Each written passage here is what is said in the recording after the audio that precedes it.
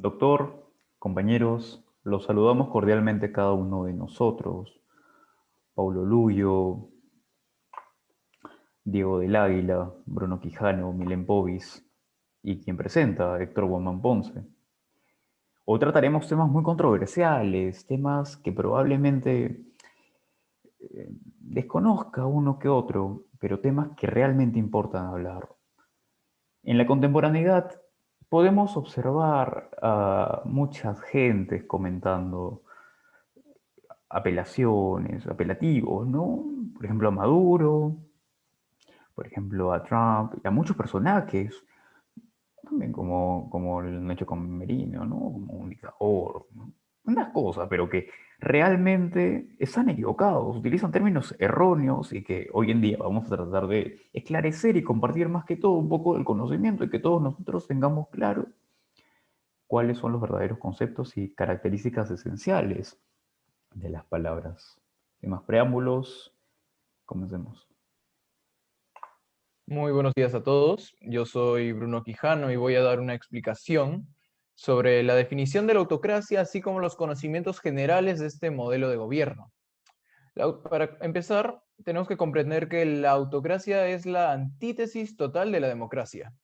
Es un gobierno en el que se concentra todo el poder en un mandatario supremo o un grupo de élite, de cuya voluntad y potestad depende la producción jurídica y el ejercicio del poder político sin regulación alguna por parte de un mecanismo de participación ciudadana o de los criterios de legitimidad y legalidad, utilizando generalmente la ley a favor del mandatario autócrata y además con un uso excesivo de la fuerza para controlar a las masas populares y a las oposiciones. Ahora vamos con la historia y la etimología de la autocracia. La etimología del término autocracia proviene de la palabra griega autokrateia, formada por dos palabras, la palabra autos, que quiere decir a uno mismo, y kratos, que quiere decir gobierno, siendo así el gobierno de uno mismo. Este término nació en la antigua Grecia, precisamente en Atenas, durante el final del siglo V a.C., cuando los aristócratas se levantaron ante la democracia y formaron la primera oligarquía, un gobierno en el que todo el poder y el ejercicio del poder político recaía en manos de unos pocos, y los cuales eran, digamos, gente adinerada, poderosa y bastante erudita, inteligente. Ahora, en cuanto a los principios de la autocracia, están dos principios sumamente importantes que son la concentración agresiva del poder y la eficacia del poder. La concentración agresiva del poder es un principio fundamental del pensamiento autócrata, que se nutre de las facultades que le da el poder obtenido por la fuerza, fruto de la opresión y desigualdad que el propio autócrata crea. El generar esta desigualdad de poder entre el civil y el gobernante genera que el poder del civil sea nulo y el poder del mandatario sea total. Por lo tanto, se facilita así la labor del gobernante para ejercer un mandato sin interrupciones. Sin embargo, recuerden, siempre existen las oposiciones. Por eso la supremacía que ejercen los poderes autócratas tienen que ser de forma agresiva, oprimiendo mediante las fuerzas armadas y policiales a todo opositor, así como suprimiendo la libertad de expresión, para así evitar los impedimentos que daría una oposición y seguir con un mandato longevo. En cuanto a la eficiencia del poder, es el término que se utiliza al conseguir el efecto esperado tras concentrar todo el poder en un solo actor. El autócrata alega que este hecho podría generar un gobierno más eficaz y eficiente, oponiéndose completamente a la participación ciudadana y la división de poderes, ya que el autócrata, a diferencia de un demócrata, considera que permitir que el hombre común participe en las decisiones de un país y que los poderes del Estado se regulen y limiten entre sí, le quita eficiencia y eficacia al poder político, legislativo y judicial. Por lo tanto, sostienen que el hombre, al no poder gobernarse a sí mismo, necesita de un ser supremo, el cual se encargue de concentrar y emplear todo el poder sin limitaciones para gobernar según una agenda política propia que guíe a un futuro próspero al país. Ahora, las principales características de una autocracia son que no hay derechos políticos, civiles o sociales con la finalidad de asegurar el mandato de un supremo líder o grupo de élite. No existe tampoco la libertad de prensa ni la libertad de información. se hace omisión total a la dignidad del hombre, suprimiendo así los derechos humanos, se eliminan las protestas con violencia y represión por parte de las Fuerzas Armadas o de la policía, y no existe la división de poderes. Todas esas características se dan con la premisa y con el objetivo de mantener el poder político, las legislaciones y la producción jurídica en manos de unos pocos, para así impartir órdenes y adoptar decisiones unilaterales según una agenda política propia y sin interrupciones en cuanto a lo que es la transición electoral. Ahora, existen tres clases de autocracia muy marcadas que tienen distintas particularidades, que son el autoritarismo, el totalitarismo y la dictadura. Ahora vamos a pasar con lo que es el totalitarismo. Bueno, el autoritarismo es una forma de autocracia. El totalitarismo no es una forma de gobierno, es una organización en cuanto a las personas que ejercen el poder, toda una forma de Estado de tipo no democrático se caracterizan al igual que el autoritarismo, en la falta de reconocimiento de libertad y derechos humanos. Pero ¿en qué se diferencia esto de este régimen del autoritarismo? Bueno, su diferencia es que existe una negación de la libertad y derechos individuales, desconociendo la dignidad de la persona y convirtiéndola en una clase social de masas. Bueno, pues, ¿en qué se caracterizan estos regímenes? Porque son, se cara- porque es un mononismo sociológico, porque su ideología supone la existencia y consecuencia negación de la persona como un elemento individual que posee libre albedrío, y más bien la considera un individuo en función ante la sociedad. El ser humano es humano en cuanto a que es parte o miembro de una sociedad, no en cuanto a que es una persona para sí. También es un mononismo político, porque requiere toda la estructura de poder en torno al poder político, generalmente un solo líder absorbiendo los poderes que se afinen a este, y negando los que independientemente o contrarios. De esta forma, al contrario de las formas de estados democráticas, en donde el poder es una forma más de poder que se encuentra en una jerarquía sobre el poder social, en cuanto al totalitarismo, no existe esa jerarquía de poderes, debido a que solo existe uno, el poder político total, es decir, que no existen derechos naturales en las personas por el solo hecho de ser personas. Además, niega la existencia de la dignidad de las personas humanas de manera natural. Los derechos naturales que pudiesen existir en el totalitarismo considera que solo son otorgados por el Estado, por lo tanto pasan a ser derechos positivos. Bueno, en los tipos tenemos al totalitarismo laico, pero para hablar de eso primero tendría que definir qué es un Estado laico. Bueno, este término se le denomina al Estado que funciona de manera independiente de cualquier organización o confesión religiosa, de toda religión, y en el cual las autoridades políticas no se adhieren públicamente a ninguna religión determinada, y en el cual las creencias religiosas no influyen sobre la política nacional. En un sentido estricto, la condición de Estado laico supone la nula injerencia de cualquier organización o confesión religiosa en el gobierno territorial, ya sea poder legislativo, ejecutivo o judicial. En el trayecto histórico de la humanidad han existido una variedad de estados laicos como el totalitarismo, aunque en el último ya no prevalece. Pero si queremos mencionar algunos ejemplos de ellos, sería el gobierno fascista de Benito Mussolini.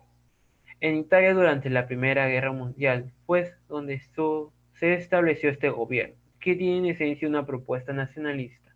Sin embargo, tiene una pequeña inclinación ante un régimen totalitarista laico, porque en gran parte suprimía los derechos y libertades de las personas que atentaban ante la estabilidad del gobierno o los que se le opusieran. Otro sería el gobierno comunista ruso de Lenin, que este gobierno tiene con el totalitarismo laico. Como sabemos, el poder gubernamental ruso siempre estuvo en los años de la Segunda Guerra Mundial. Suprimieron a todas las voces que se le opusieron. Y finalmente, el último ejemplo sería el más representativo en esencia de un Estado totalitarista laico, el gobierno nacionalista del japonés Hirohito, que fue desde el año 1926 hasta el año 1889. Este régimen, al igual que los anteriores, suprimió a un grupo de personas de sus libertades y derechos. Bueno, los ejemplos que acabo de dar, en esencia, tienen algo de totalitarismo, pero ¿qué tienen de laico? Que ninguno de ellos discriminaban a las personas por su religión. En otras palabras, discriminaban a ellos sin importarles de qué religión sean o de qué etnia puedan ser. Discriminaban a todas ellas personas que siempre se le opusieran a su régimen o a su estado de, entre comillas, de ellos de paz. Continuando con la exposición, mi compañero Héctor va a explicar qué es un totalitarismo laico. Totalitarismo religioso, ¿no? Una composición de términos probablemente que no muchos conocían y que les parece un poco intrigante, ¿no? Lo más curioso de todo es que se le acuña totalitarismo recién en la Segunda Gran Guerra, cuando se lo acuñan a Mussolini para tratar de englobar todas las características que poseía, ¿no? Lo más curioso aún es que la esencia de totalitarismo viene desde antes. La esencia de excluir cualquier otra ideología, la esencia de cualquier enajenación ante un grupo político, ¿no? Viene desde antes.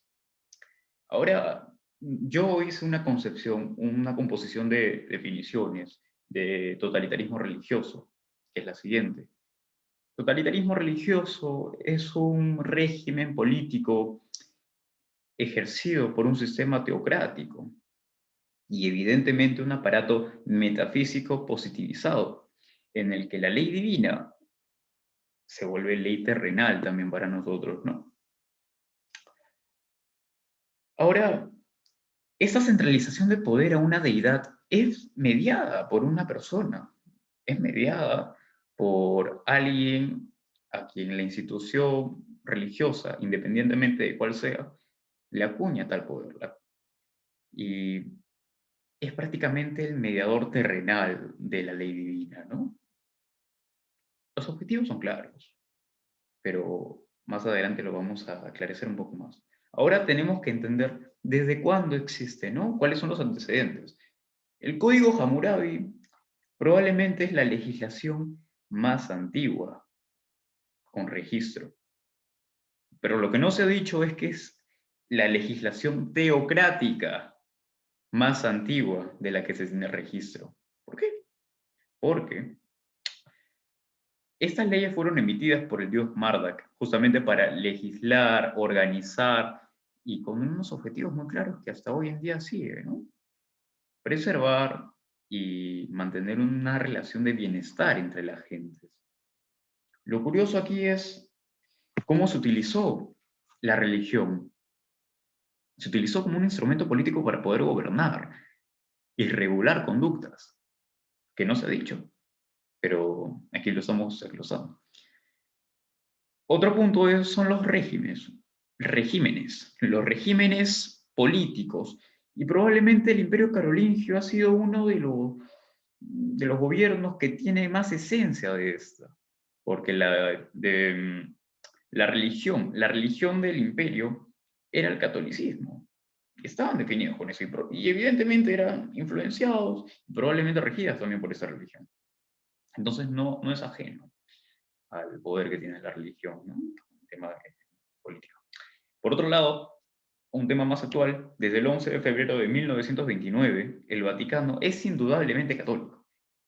Y es impensable un cambio de régimen, ¿no? Es descabellada la idea de cambiar todo el sistema que tienen. Y aquí una pequeña recopilación de conceptos que yo he planteado, que es muy curiosa y dinámica, que si me siguen el paso con lo que voy diciendo, va a ser muy interesante cómo lo vamos relacionando al final. Son quienes imparten el poder, tienen estudios teológicos y son ajenos a un cambio de sistema y impuesto.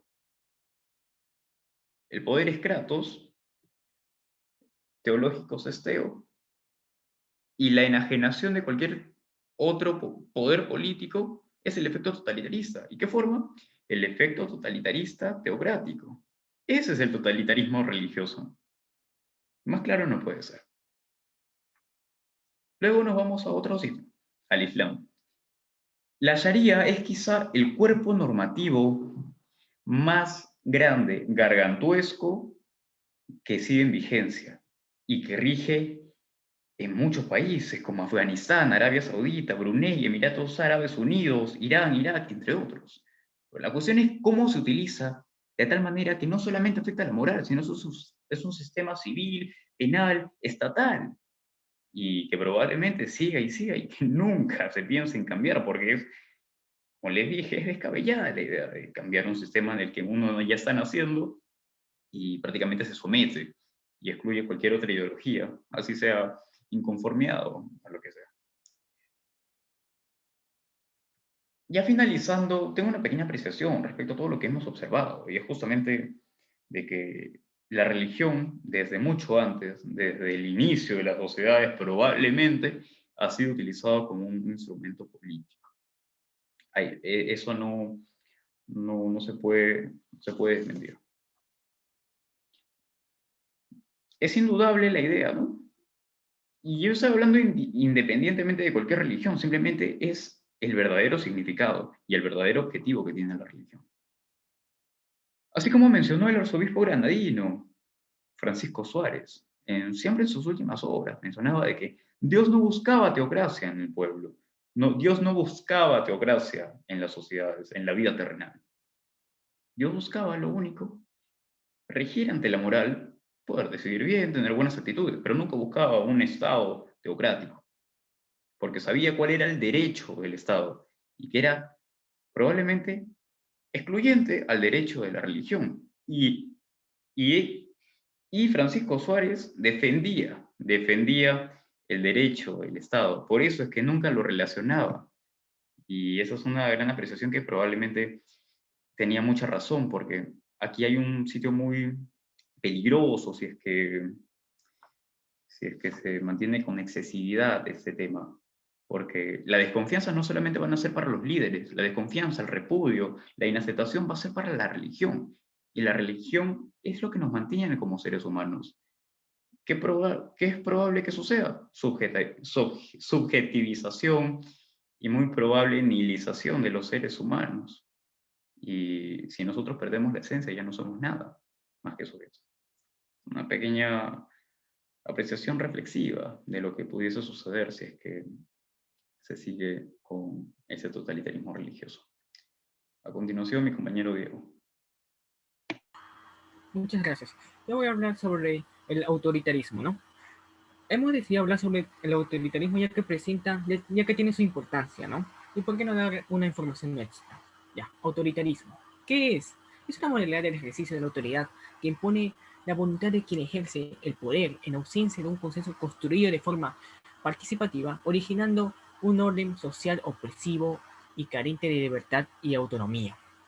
La sociedad preindustrial estuvo marcada por la imposición de una fuerte autoridad y jerarquía en todos los órdenes, ¿no? O sea, religioso, político, económico, etcétera, ¿no? Ahora, en ciencia política y sociología, el concepto de autoritarismo no tiene una definición unívoca, lo que permite identificar como autoritarias muchas y muy diferentes ideologías, movimientos y regímenes políticos. Algunas definiciones lexicográficas son simplificadoras, o sea, sistema fundado primariamente en el principio de autoridad, es decir, que no admite crítica. Ahora, en la siguiente diapositiva voy a hablar sobre sus niveles. El autoritarismo ha sido estudiado en tres niveles: los sistemas políticos, las ideologías y las actitudes psicológicas. 1. Los sistemas políticos. El autoritarismo es antidemocrático. La contraposición entre autoritarismo y democracia en los regímenes políticos se refiere a dos aspectos, A y B. A. La forma en cómo se transmite la autoridad. En un gobierno autoritario no hay presencia del parlamento ni de elecciones populares. B. La autonomía de otros grupos políticamente relevantes. El autoritarismo prohíbe el pluralismo de los partidos o reduce a los partidos a un simulacro sin incidencia real. Restringir la expresión de ideas políticas opuestas. Destruir la independencia de los demás grupos políticamente relevantes. Ahora, segundo, ideologías autoritarias. Estas ideologías autoritarias llegan la igualdad entre las personas. Ven a la población como un simple ganado, ¿no? Las ideologías autoritarias dan importancia a la jerarquía. En pocas palabras, para no aburrirles más, lo más característico de las ideologías autoritarias son la desigualdad entre las personas de su población, la importancia del orden y la necesidad de una organización jerárquica donde el gobierno autoritario tenga un poder del cual nadie puede cuestionar. 3. Personalidad y actitudes autoritarias. Se menciona sobre la personalidad autoritaria cuando se unen dos actitudes entre sí, ¿no? Por una parte, la obediencia celosa a los superiores, admirando a las personas que demuestran tener mucha fuerza o poder, y por otra parte, la personalidad autoritaria trata con arrogancia y desprecio a las personas débiles. Ahora, en la siguiente diapositiva, voy a hablarles sobre las características del autoritarismo. Primer punto, manipulación de la Constitución. Se refiere a las modificaciones y los cambios de la Constitución con el fin de mantenerse en el poder. Segundo punto, el líder no presta atención a la ciudadanía. Solo hay un partido político que se encarga de promocionar la legitimidad de un gobierno y que restringe las opiniones e ideologías políticas diferentes. Punto número 3. Los intereses recaen en una minoría. Es decir, el régimen autoritario carece de una ideología oficial fuerte y persigue los intereses de un líder o de sectores económicos minoritarios. Punto número 4. No hay libertad de prensa, o sea, no hay libertad de información. O sea, imagínense, se comete un montón de injusticias y nosotros ni lo sabríamos. Ahora, en la siguiente diapositiva voy a darle un ejemplo de autoritarismo para que usted me pueda entender mucho mejor, ¿no? El pinochetismo en Chile. Tras el golpe de Estado que derrocó al gobierno socialista de Salvador Allende en 1973, Chile fue gobernado por un régimen conservador y terrorista hasta 1990. La autoridad suprema de dicho gobierno fue Augusto Pinochet, y durante sus años de mandato hubo casi 30.000 víctimas de prisión política y tortura, 2.300 ejecutados y alrededor de 1.200 desaparecidos. Muchas gracias por su atención. Ahora le paso con mi compañera que nos va a hablar sobre la dictadura. Bueno, mis cordiales saludos para el profesor y para todos mis compañeros. Yo soy Milén y les voy a hablar sobre la dictadura. Dictadura proviene etimológicamente del latín y se divide en dictare, que significa dictar, y ura, que significa resultado o contestación. Bueno, dictadura viene del latín, ¿por qué? Porque se remonta a la cultura romana durante la República. Este término se define aquí a un dictador elegido por los senadores, quienes se encargaban sobre las relaciones exteriores y sobre solucionar algunos conflictos como son en el caso de las guerras. El dictador tenía que designar a el senador tenía que designar a esta persona encargada, muy preparada, que se tenía que encargar de solucionar estos problemas.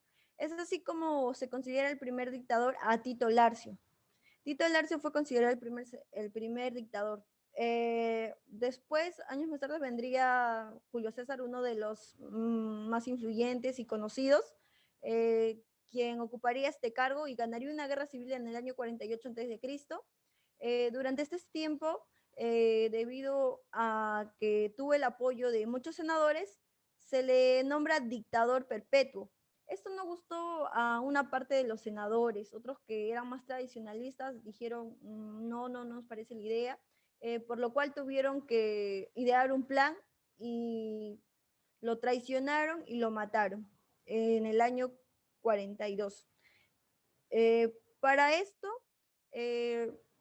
se empieza a dar el término de dictador como que a la temporalidad de cuánto dura el tiempo que se pueda dar, si es legal o no, y si llegara así de esa forma al poder es también legal o no. Una de las características que podemos dar a la dictadura son que son organismos represivos y que no toman nada en cuenta de la demanda de la población. Obviamente, si uno va a tomar el poder, no va a hacer nada en caso a la ciudadanía. Se vulneran muchos derechos, como lo mencionaba mi compañero, durante el totalitarismo, como son los derechos a la información. O sea, ninguno tiene acceso a lo que hace el poder, a lo que es tu gobierno, y tus propios derechos, como son los políticos, civiles y sociales. Tú no te enteras de nada y no puedes manifestarte contra o ser oposición de esta dictadura. No hay ningún control político, ya que en las dictaduras ellos toman todo el poder y se autocontrolan ellos mismos y toman las decisiones. También existe que estos dictadores toman muchas veces poderes de algunos menores, como son en el caso de los ejércitos, de la iglesia, y tratan de controlar con esto a la población. Otras características que estuvimos investigando fue la investigación de Norberto Bobbio, Nicola Mattiusi y Gianfranco Pasquino, que nos habla sobre cómo este sistema de dictadura se caracteriza de alguna forma en el caso de Pinochet, que es un ejemplo, que es la concentración y el carácter absoluto de poder político. También como se mencionaba anteriormente, las características sobre procedimientos antidemocráticos, si se considera ilegítimo, porque obviamente que no tiene la aprobación de la población. Otra cosa también importante es resaltar que ellos limitan lo jurídico, traspasan muchas veces normas jurídicas y no prestan ni atención ni a los derechos que puedan tener las personas. Se puede hablar sobre diferentes tipos de dictaduras. Entre los diferentes tipos de dictaduras podemos hablar sobre la dictadura constitucional, donde aparentemente el dictador va a respetar las bases constitucionales, va a estar al marco de la ley y todo, pero sin embargo él va a cometer fraude teniendo todo este poder y aparentando simplemente. Otra de las dictaduras que son más conocidas son las dictaduras militares, que llegan en la edad contemporánea se puede ver mediante golpes de Estado. O muchas veces ganan guerras civiles y se ganan el cariño de gente y por tanto la autoridad. Estas dictaduras militares obviamente son tomadas por personas que están al mando militar.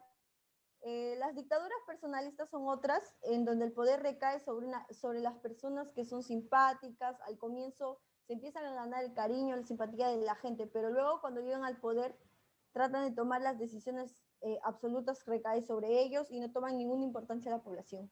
Las dictaduras proletariados se dan mediante la ideología comunista. La ideología comunista que viene, un ejemplo muy conocido es en el caso de la revolución, por ejemplo, la revolución rusa, la Unión Soviética comandada por Stanley, donde convencen a la población de armarse, de alzarse, de masas. Por ejemplo, esta ideología del proletariado, del comunismo, tuvo mucha influencia en el caso de Asia, en donde se hizo la revolución china con Mao Zedong, que es considerada un genocida. Con esto concluimos que la mayoría de dictaduras no son consideradas o sus consecuencias de tener una dictadura no son del nada buenas ni de nada favorables para la población. En su mayoría han sido violentas, crueles y han dejado a miles y cientos de familias muertas. Concluyendo todo esto, podemos decir de que tenemos una noción más o menos clara sobre lo que son las dictaduras y sus tipos de gobierno, y no estarle poniendo los nombres a gobiernos que no lo son. Gracias.